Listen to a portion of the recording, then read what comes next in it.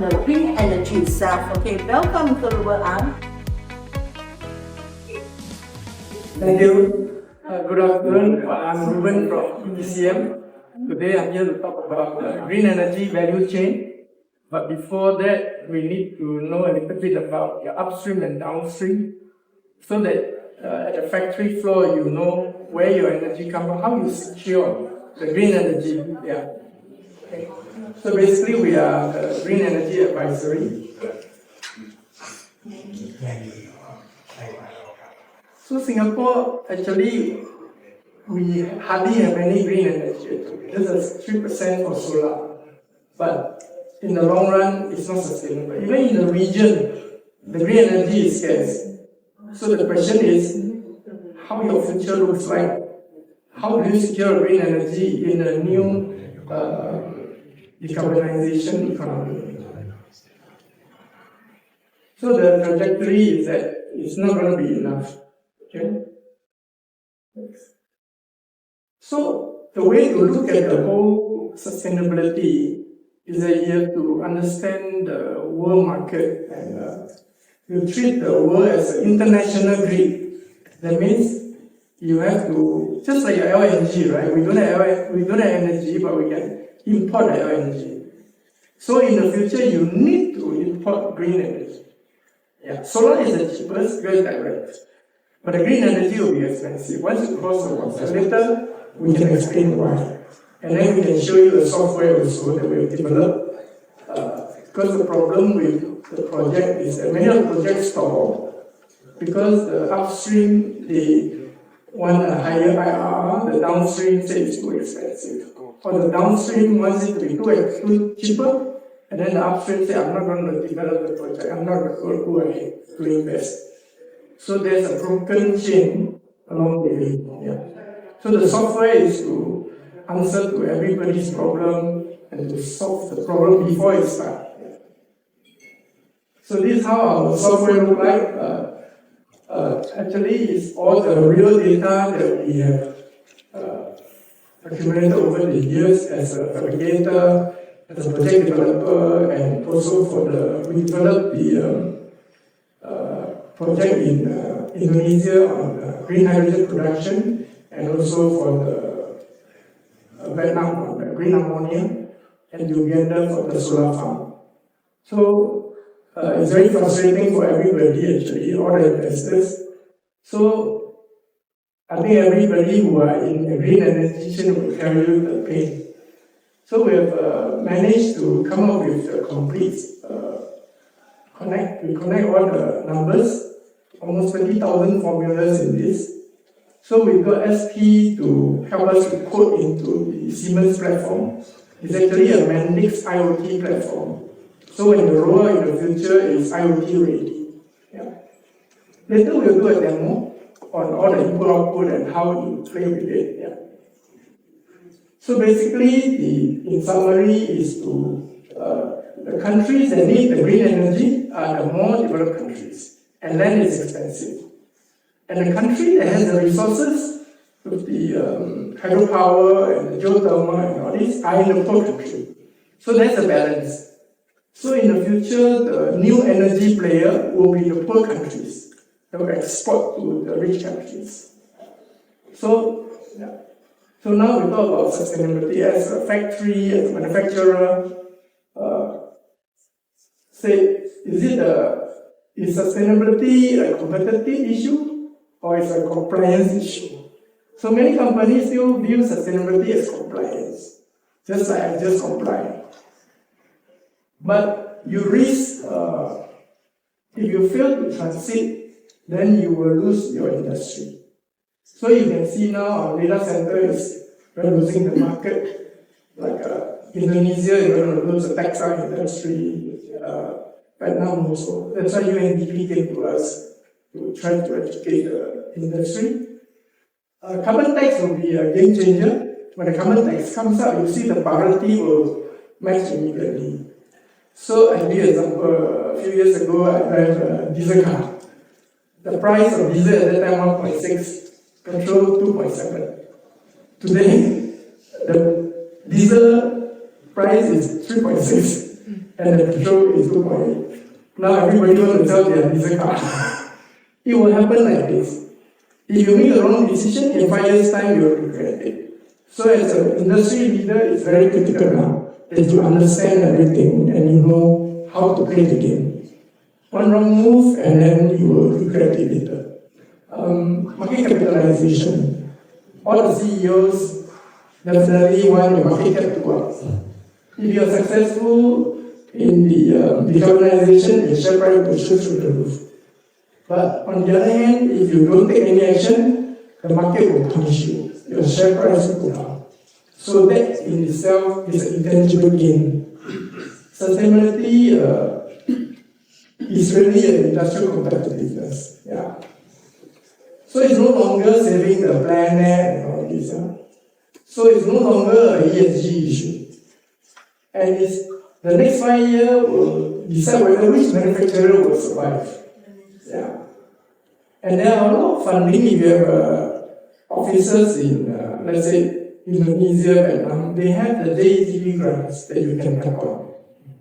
And also, if you want to access the European market, you really have to seriously go into this. Otherwise, you will not have market access. So as a business leader, you have to really treat decarbonization treat it as a business growth opportunity. So there are 4 main trends now: carbon regulation, customer requirement, just like ISO in the past. Yeah. Then investor expectations. So if you don't decarbonize, like you say, I'm investing in diesel and so on, all your investors will run away. Coal power plant, coal source of electricity, the funders will not support you. Energy security is the key actually. How do you secure the green energy? Later we'll show you. Yeah. So in the next 5 years, whether your company will be the preferred or the penalized company, it depends on your decision today. So now the new formula will be profitability plus sustainability plus resilience. Yeah. So in the past, you just think about production, cost, delivery. Today, you really have to think about carbon footprint and your energy security. And also, you have to know and you have to quantify your carbon emissions and how you want to get it out. Otherwise, when carbon tax comes in, it will become a big overhead for you. And how you monetize, actually, there's a lot of opportunity. So a lot of people see sustainability as a cost. You will learn how to see sustainability as a profit center, where you can create value, like your carbon credit, and how you monetize, and then your new market access that your competitor don't have. And then the tax incentives, government grants, and also avoiding carbon tax, and exporting penalties and energy price volatility. Yeah. So the manufacturing plant, after decarbonization, you will have renewable energy, green fuel integration, reduced emissions, and enhance your competitiveness. So your immediate measure is to decarbonize. You need to have a roadmap and how you secure your green fuel. Yeah. So the winners will be the company that decarbonize early and then secure green energy, and then you can innovate faster and create long-term value. So the cost of inaction will become greater than the cost of transition. So just to run through a little bit of what is decarbonization and upstream and downstream. So what is green energy? Because it's green energy that will give you the carbon credit. So green energy is solar, wind, geothermal, hydro, and ocean power. So you harvest the energy, but then how you sell it to your factory, So if your solar is on your roof, you go to your factory. If your solar is in your country, you just go, that is the cheapest. But that is not enough for you. So you may have a false budget. There's a low budget and not enough for the real thing. So you have to be very careful. So because for the energy to come over to the factory, it has to be transformed into hydrogen to export. Then hydrogen to liquefy is different from LNG. Hydrogen is minus 272. You know, the LNG is only 173. It's work. So it's too expensive. So presently the commercial way to do is to convert into ammonia. Then you send the green ammonia. Then you have an ammonia power plant where the engine can combust the ammonia directly, just like diesel. Then you get your green energy. So there's always other options, like the putting ammonia in the turbine and have a combined, but it cannot be 100%. At present, it's about 20% blending here. So later we'll run through the software. So basically, the software address all the challenges in the green energy value chain and all the project development. Because presently, you want to do any green project development, you need to engage engineering consultants, get the technical and commercial data, you have to design the plant, then you have to come up with the cost of the project, then what is the selling price finally, when you arrive at your factory, what is the price, and when you use it, you know, how much does it affect your product cost? So our platform will give all the answers from the beginning. So you don't have to go through the eye. Previously, when we do the project development, each of the silo, we spend about 8 months. We spend a few $100,000. Then we come back to the customer with an answer. So imagine all the different verticals doing that. So millions of dollars have been spent, and at the end, all the stakeholders doesn't agree with each other. The whole project collapses. So our software aligns everybody before you start. So you save all the feasibility study, you do a pre-feasibility study, align everybody, have a term sheet so that you know what you get, how do you get it, and you know your cost before you start. So, like I say, you have to treat the world as an international green energy grid. Then it's easy to understand.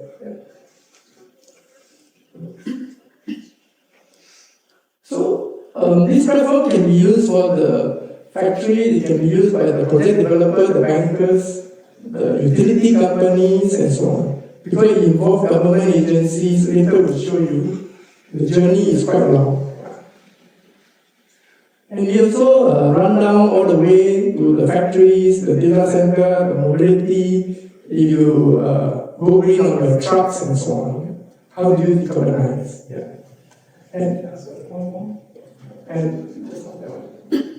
And also the carbon intensity, how much CO2 do you reduce?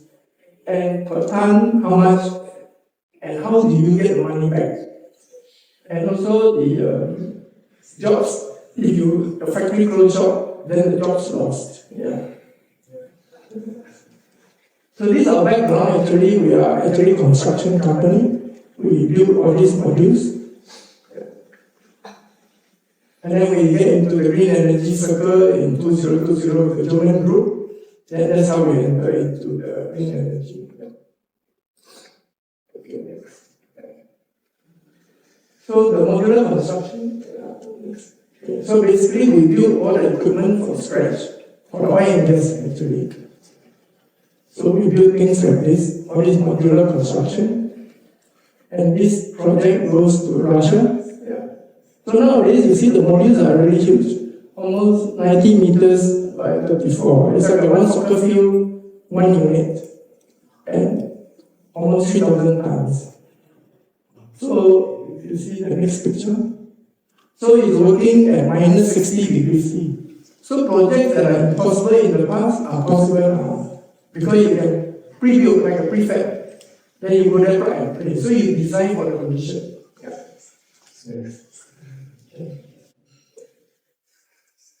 So one of our unit was voted the best fabricator in Indonesia. So before COVID, actually I was in Egypt trying to secure the African market. So we have partners in the Red Sea and the Mediterranean Sea. Yeah. And then our ambassador brought the ASEAN ambassadors to our factory. So we say, why are you here? They say they want to learn how you collaborate locally and then you can start doing business. Yeah, for us, it's the resources. We go to where the resource is, we bring the things that they don't know, we complement them, we maximize the local content. So like this project went to Russia, you can see we are working with Siemens. Yeah.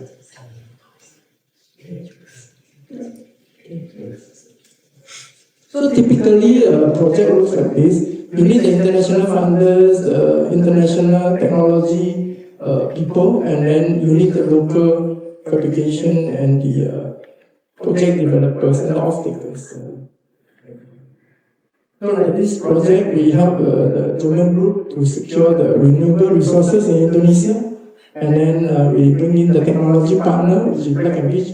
Black & Veatch is now commissioning the first green hydrogen project in USA with Mitsubishi USA. So there is a blending, about 20% hydrogen and then 80% LNG. Yeah. So for all our projects, we really dive very deep into all the technology evaluation, performance evaluation, and also the comparison of different technology that is available today that is commercially viable. Yeah. So we helped UNDP on this project, but we lost it because the university there at a very low price. Yeah. Okay. So these are some of the details in block diagrams. So for you to come up with a costing, you really need to design in depth to come up with a price to be able to tell people what is the selling price. So you can see how a project is being developed. So once you understand this, you understand that you really have not much time. So let's say I go to Indonesia or Africa, I want to have the energy coming out to Singapore. I need to clear the ministers, the government investment board, and try to go for the tax incentives. We have to select the green hydrogen site. Then we have to talk to the national grid, how they bring the energy to our factory. And then the work group and the local partner, stakeholders, technology partner, and also the feasibility study. Then you need to do all the costing and everything. By the time you finish all this, almost 2 years. And the project haven't even started. Then, when the project starts, you do the construction of the modules and the process plant. Take another 3 years. So, if you talk about green energy today, you will receive it 5 years later. So, if you don't think today, you'll be very, very late. Yeah. So we've been through some of these projects. So we are quite experienced in selecting site now. Like in Vietnam, when we first went there, they selected the wrong site. You have to spend another $50 million. So selecting site is very critical. Okay, so the first international project now just started. So it's from Egypt to Rotterdam. So Europe has this organization called H2 Global. They represent Germany, and then after that, the EU also appoint them. So now they represent the whole EU to import all the green energy from around the world, and then they will send to Rotterdam. Then they will crack the ammonia, take out the hydrogen, and then send through hydrogen gas pipeline across the whole of Europe. So like a single source procurement. So actually securing the green energy is now very critical. Everybody is snatching up the resources. I'll demonstrate the software, how we can help you to calculate and how you see how the money come back to you and so on.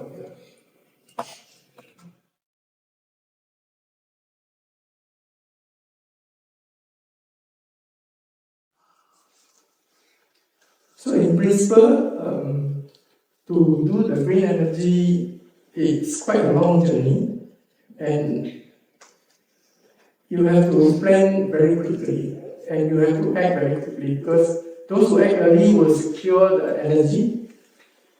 So the software can cater for everybody, from the factory to your bankers and so on.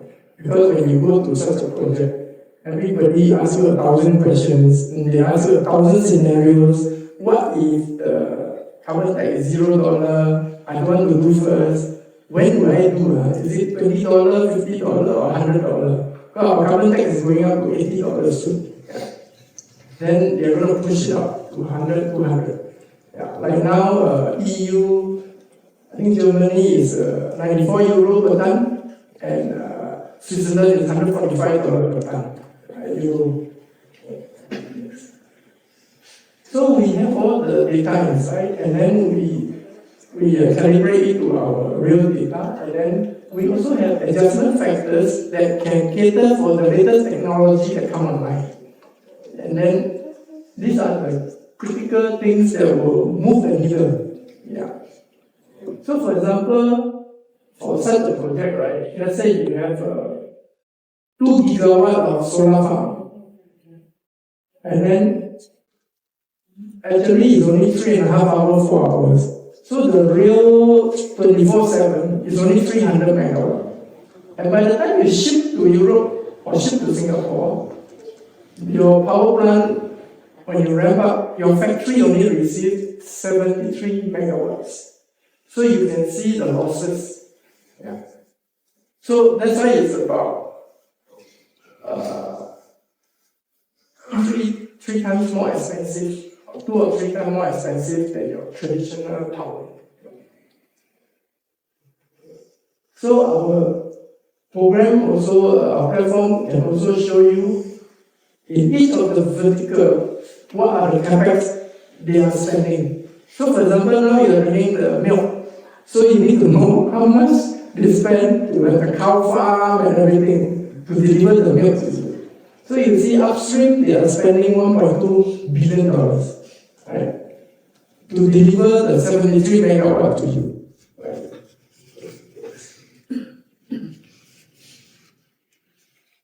Let's say your power plant at your doorstep.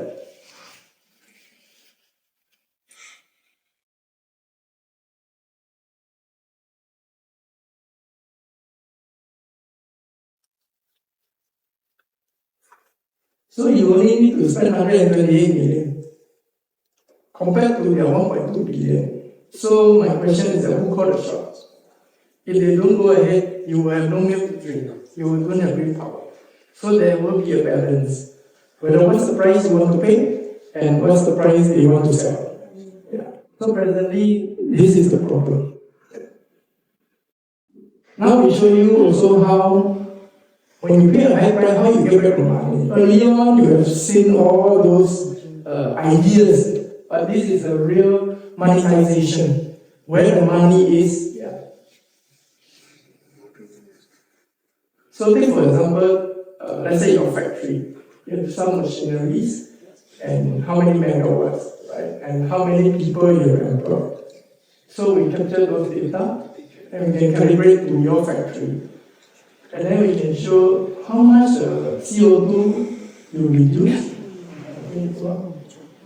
How many CO2 per year that you reduce, and how much per year you will receive from your carbon credit. So actually you can see it's a lot of money. Yeah. So for example, if you exchange your carbon credit with your customer, so to them it's worth even more, almost 5 times more. For example, now Indonesia is 0 carbon credit, right? 0 carbon tax, so it's almost like no value. But immediately, actually, if you work with your customer, the carbon credit can be transferred, and it's worth $94 to the European per ton.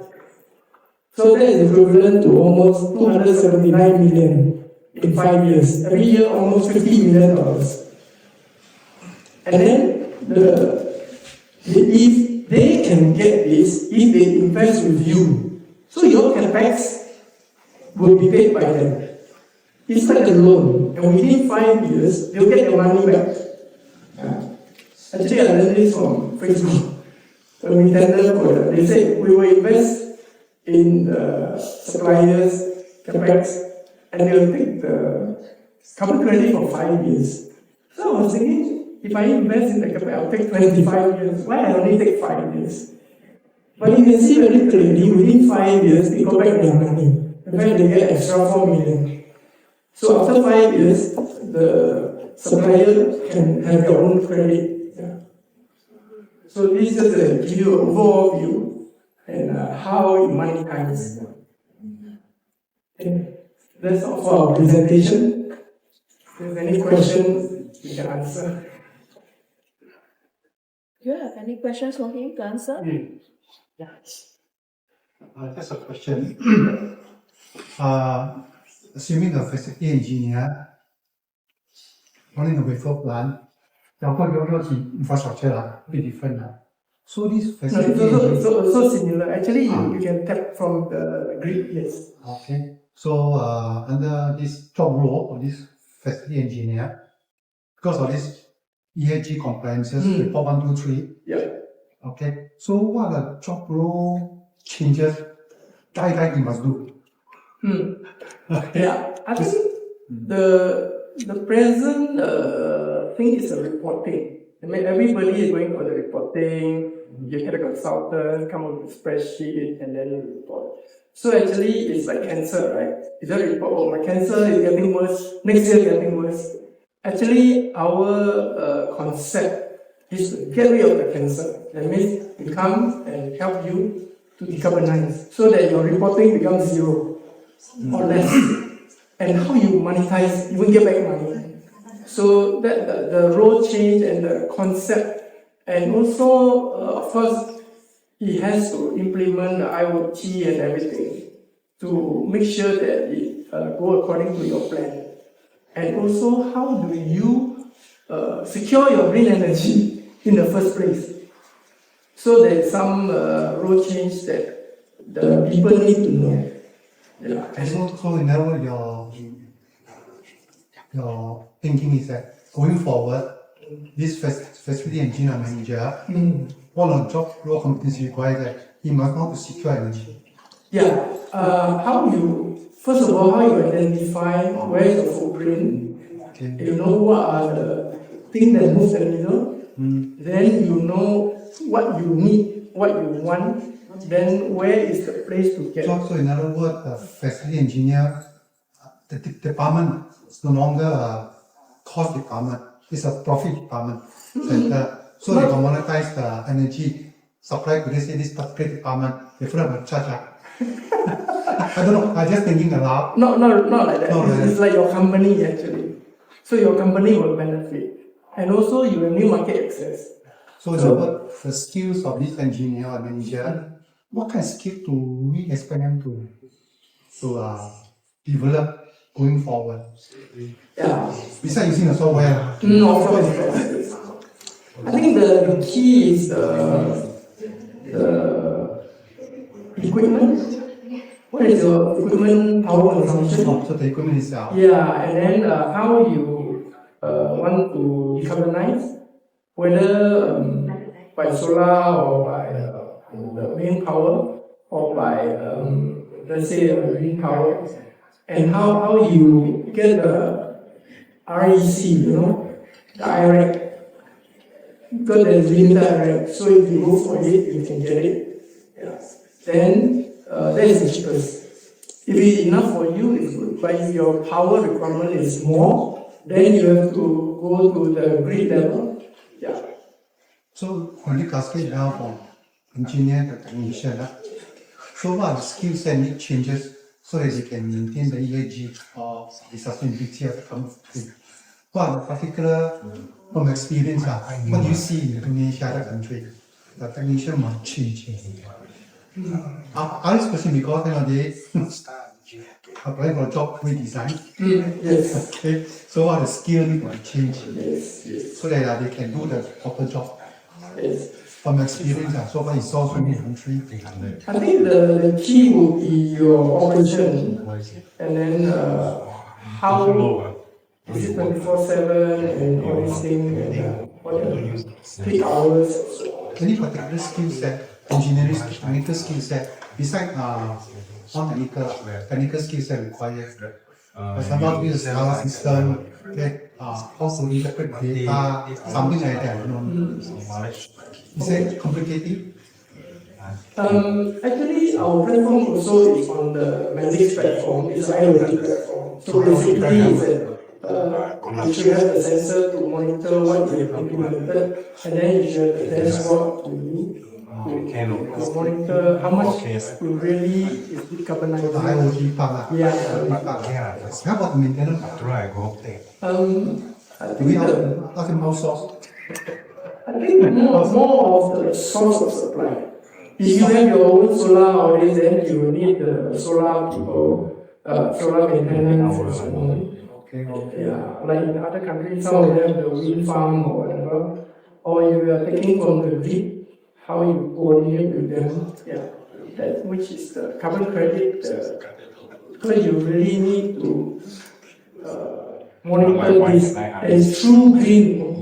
Like we're working with the PLN in Indonesia, the utility company. They said, can I sell you my REC that's 10 years old? Actually, already expired, it's still keeping.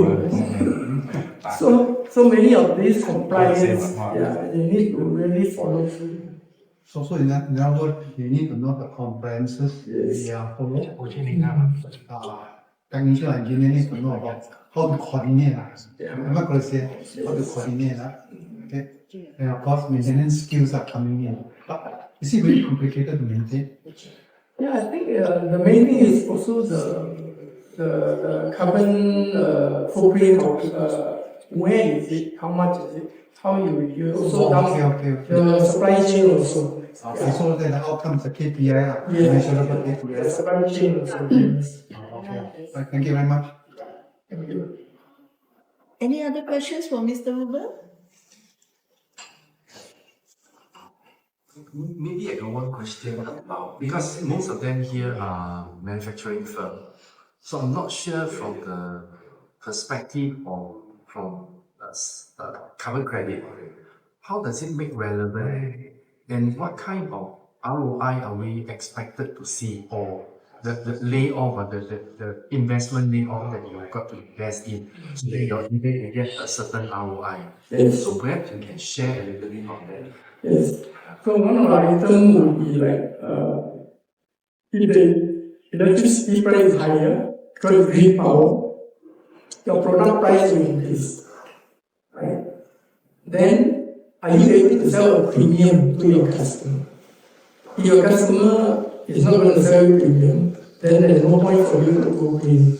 Then you have to look for a different market. That's where you get your new market access, your new opportunity. That you can go to a premium market that previously you don't have a chance.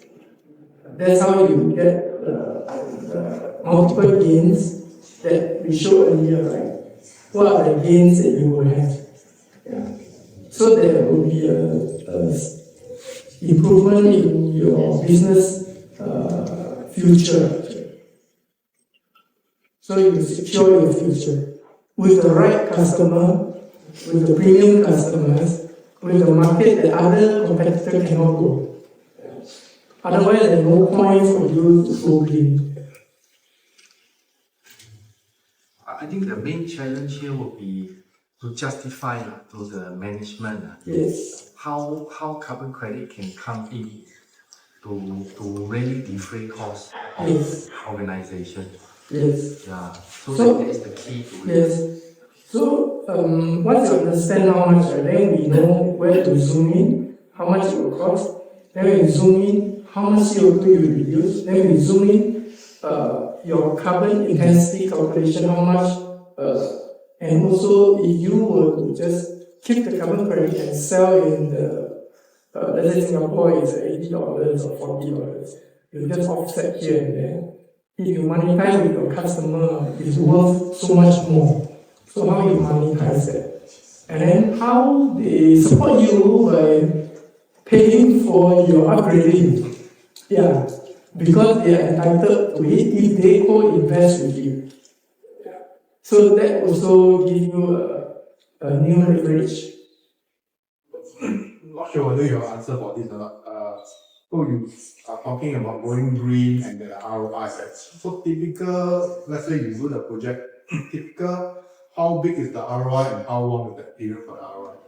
So normally, most investors want to see 15% and so on. So it depends on your end customer. That's why we always start. Previously, we start with your project. Then you say how much I want to sell. Nowadays, we go straight for the off-taker. Which off-taker want to take our thing, our product? When I go green, let's say I'm manufacturing this. If I go green, this customer willing to pay how much more?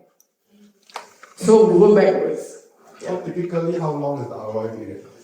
Normally, it's let's say about 10%, 10 years. If it is 15%, about 7 years or less. Yeah. So a lot of people also talk about ROI based on the project or ROI based on the equity. So for example, we're working with the Indian green hydrogen producer. Then I say, hey, our software shows that your project is not sustainable because we are basing on project IRR. But they said they are basing on equity IRR. So they're happy with it and their financiers are willing to fund it. Then it's a different story. Then they compromise return, but they are aggressive in their market. One more question. ROI aside, Yeah. for the job we design role, so manufacturing company, so does we expect the engineer manager, the new job role is to do trading of energies? Like trading stock market. No, actually, it's really how much you recognize. I mean, Actually, it's a Singapore, technical it's not idea. So the job don't involve buy and sell energy, right? Okay, rather than using energy per se. Yeah, you use and then your product, right? Because it's more on your product to your customer. It's more valuable than your product trying to sell your current credit. Then let's take the last question is that because this engineer need to ensure energy is optimized. So how do we measure his capability on the end product? Go out, right? How do we measure the comfort? I mean, from experience. Yeah. That's why if you know what are the things that move the needle, you would know that what are the criteria that they have to really maintain. Okay, so we need to identify The efficiency of the machine and everything. And also the supply. So the key components that will say fail your project, or the key component that will make your project realize the value that it's supposed to realize. So you need to know what the mover indicator that can affect Yes. outcome. Okay. So that is more of a lagging indicator. Lagging, but I think for most companies, they want leading indicator. What can we see on the actual one? You say that, oh, look at this X amount of watts, kilowatt, and that will translate to how much comfort. Can we able to do that? I mean, based on system. Say the engineer going and quickly oh, 100 kilowatt hour, it's going to how many comfort? Can you do that? Yes, actually you can do it. You need the software. We can make it. Oh no, actually, it's quite simple. We can put in the IoT system. Yeah, because thinking for this new job role, this person need to able to monitor leading indicator, not lagging indicator. Yes. Lagging is already happened already. Yes, you can put in the IoT to give preemptive. preventive, yeah. Okay, so dashboard coming in. Yeah, that's what.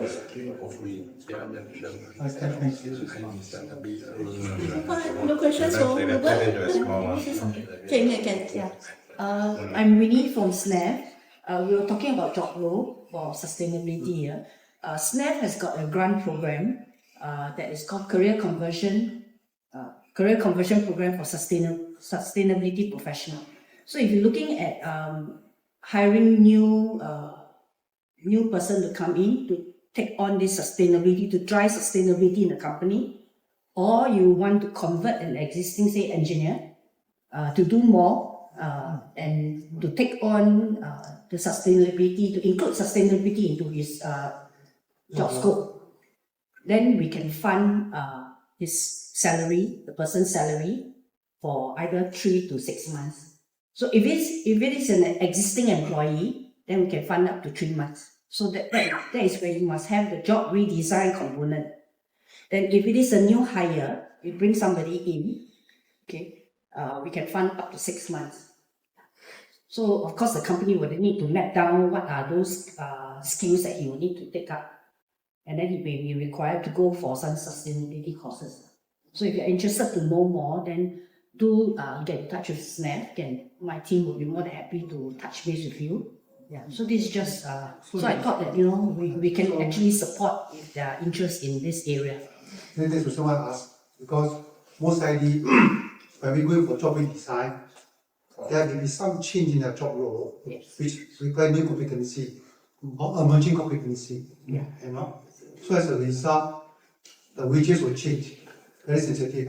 The only thing is that if you look at job redesign, if you're talking about an existing employee and then you want him to take on sustainability, if it is only 20% of his job role, sustainability is only 20%, the 80% is still doing something else, then the grant will not be able to support him. The grant is meant to support that person to drive, to champion the sustainability agenda. So what's the baseline?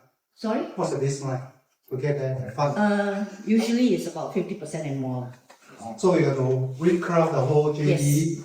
and then make sure that it's Yeah, more or less. and usually WSG will expect to see the word sustainability in the job title. So there are a bit of catch, but I think we do have people, we do have companies, including SMEs, that have come on board this program. So it's doable.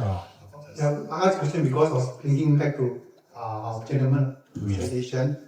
One of the things he saw in the home project that the facility members need to acquire Yeah, I over think, time. yeah, some of this thing may be the requirement, the audit requirement, the compliance requirement. So basically, if depending on the company, what kind of business you are in, what type of sustainability you are looking at, then what is that kind of requirement for that particular sustainability focus. That is something that we will then have to put into the job role, into the training. So, sorry, just to before back the question, scope 1, 2, 3, compulsory, right? So for this third company, which job role is must do that scope 1, 2, 3? I mean, from experience, scope 1, 2, and 3, right? Okay. So, scope 3 is for company or not energy producer, user. Scope 2, I think so, in between. So, the job role title from experience you saw, throughout the whole market, what's the best job title to give? Also, no, we want to take the money from the government. I think we can just work backwards. Scope 1 is the molecule, the energy that you use in your factory. Scope 2 is the one that you draw down from the GenCo, from the power generation. Scope 3 is your supply chain. So for manufacturing plant like wafer, they are scope 2. So your own, you have your own. You have also, you buy from the GenCo how much power. Then you also have your supply chain actually. Supply chain actually is more difficult. So scope 1, 2 and 3. 2 and 3 lah. 2 and 3. Because I asked the question because the job role become complicated. And this job 2 and 3, or unless one person is specialized on this area. Yeah. So your scope 3 will be going out already, right? To your supply chain. How you help them decarbonize. Yeah. and which are the one that you want to decarbonize first. How you want to co-invest with them to get your thing green, then you have a new market access. Yeah, I mean, And then you have a premium. Yeah. because nowadays most companies say they have EV chargers in their compound. Yes. And then this poor technician figure it out where to put the further. But if you don't see the gain, right, then you won't do. But if you see the whole wholesome thing, right, that your company have a new market, higher premium, and you have a lot of all those goodies that come with it. So his job is not just a small job. Actually, it's quite a big impact to the market share of the company and everything. Correct, that's why she's mentioning about the baseline, 20% increase change in over the original, cannot justify. Yeah, this person must be a champion. Champion to lah. help you drive the Yeah. agenda. So it cannot be 20% or even 50, just borderline 50%. Because on starting point, my thing point is job design based on comprehenses of sustainability. That can justifiable, Go take who say one. Then we can put in the job So role. the funding is pretty good. It's 70% Lot. of the salary. Yeah. 3 months. And Or new- usually 3 months. For existing For existing 3 months. Yeah. for existing members And the minimum salary, there is also another catch. The What's the minimum catch? salary of that person must be at least 3,008. Yeah, but for that particular role, usually this role, the salary is So- there. so from Because this experience, they benchmark. normally it's a because technician and engineer level. Normally, officer, based on what I'm seeing, Because it's manager, officer they and very high engineer, officer, engineer, managers. Yeah. Just now you talk about carbon trading. Yeah. Carbon trader is also one of them. Also, you can also, if you employ a carbon carbon trader, you can also apply for this. So it's pretty, But pretty in terms of extensive. education level, any unspoken rule? I think now a lot of, we look at basically, it must be PMET, right? At this level, most of them are, I think, Diploma rise up to already, that or level. diploma You're level, already, yeah. you're already at that level. You're already a professional in that. So diploma and above are more or less. But any criteria in the category that you must PMET, PM. professional managers and technician, engineers and I technicians. think most technicians take out already. PM. Still got the T Take a there. still got T there. You never put the O. They haven't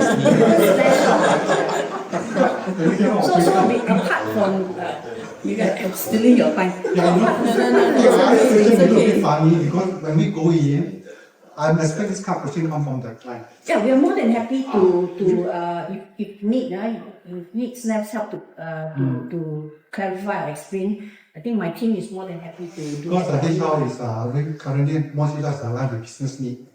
And big boss will say what's the return of their investment in human resource development. Yeah. Okay. Definitely come on this thing, wages. So I think Well, they will come on, can't run away. the push will come from the external factor.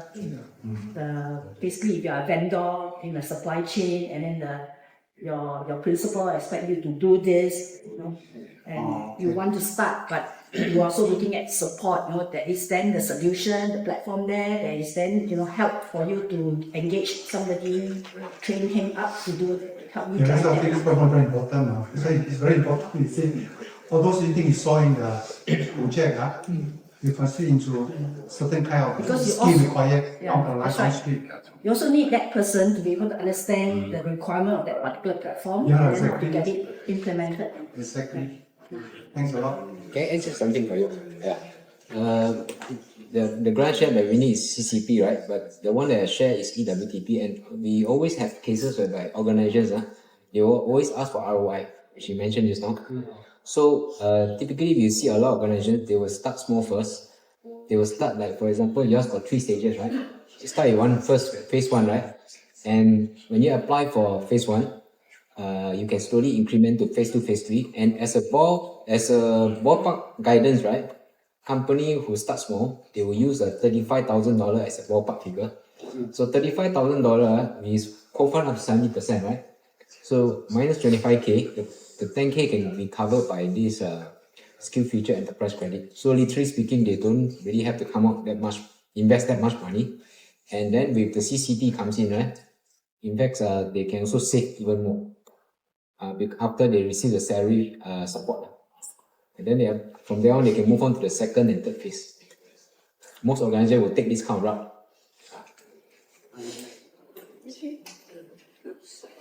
Okay, so far, any questions for Mr. Ruben or for Winnie? Very good interactive activity just now. Okay, before you all go off, okay, I need you all to scan this QR code because we need to collect the feedback from you all. Okay, so once you all have done this, then the refreshment is behind waiting for you all. For those of them that is registered as our member company, please stay back. Our AGM will be start at 3:45 exact. Yeah. So for y'all, there's a refreshment, son. Don't left with the empty. Our refreshment is a lot. Help us to finish it. Thank you.